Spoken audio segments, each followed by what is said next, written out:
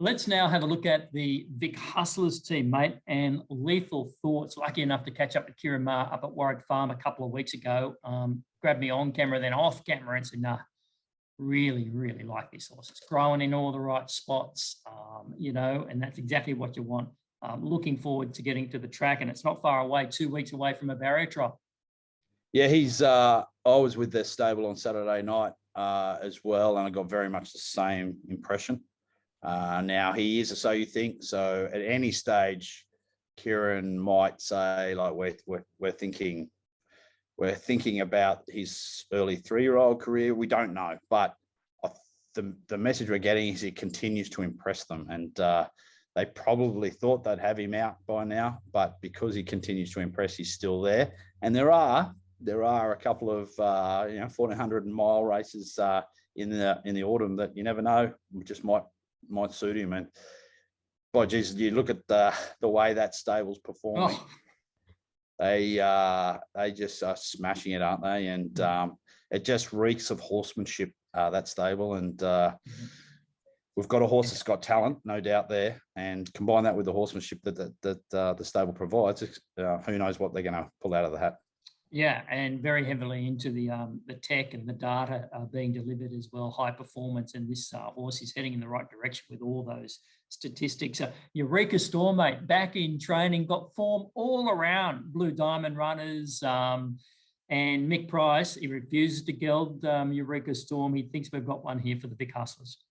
Yeah, he does think we've got one. He's back in work.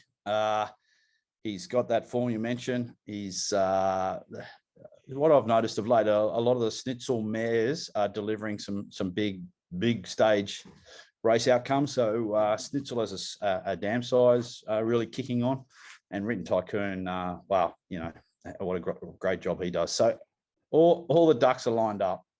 We just got to see what one of the best training operations in the country can deliver, and we're not far away.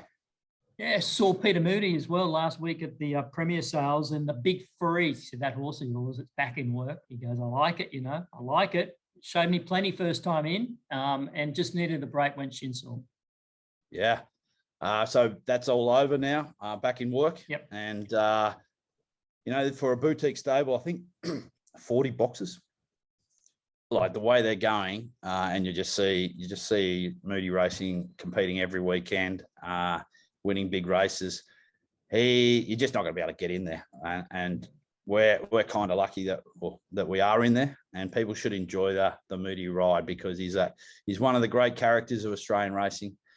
I wish he'd give up those bloody cigarettes, if we were ever reminded of that on the weekend. So you never jab him, do it, because he's one of the great characters of this sport, and it's an absolute privilege that we've got a horse with him. Yeah, and just a good bloke to boot, which is even better. Piero, Life on the Edge for Trent and Natalie. Obviously, there's another stable. There's another stable who's on fire at the moment. And I know Natalie in particular has a soft spot for this horse, this 2-year-old, and it is now back in work with them. Yeah, Trent as well, mate. Speaking to Trent, he loves him. They've done the right thing by him and looked after him. And it comes back to what we talked about before. Yep. Making sure we profile each horse as it should, to give them the best chance at a long racing career and deliver owners a lot of fun. So we've got some of the best trainers in the country, really well-bred horses, bought by really good judges, and we're doing the right thing in terms of giving them the time they need. Saying that, this horse is now back in work. I expect we'll be getting knocked on the door saying, boys, get this one named. So it's not going to be far away when we're before the Hustlers are working out just how this horse profiles as well. To the current superstar of the Hustlers team, mate, in team captain, Matt Kamani, delighted. This horse is getting a really, really well-deserved spell now. Nice spell as a stayer should get. We'll be back and racing mid-August, and that's Matt's campaign. Yet to release the program, but that's the plan. Yeah. Yeah, so I think he'd be, July, he actually brings him back, or it might even be June, and starts the process. I wasn't that disappointed that he didn't have an autumn campaign, because, we've all only probably got one shot at life in terms of a Melbourne Cup runner, and this is the Hustlers shot. And this probably gives him the best chance to get there, So I'm kind of happy, and yeah, can't wait. It is that once in a lifetime opportunity. And Bellinger, well, he's been a bit of a warhorse, hasn't he? He just needs the races. He's out again. He's out as in racing again, and just needs that race to unfold pace-wise for him to suit his style of racing. He's been good.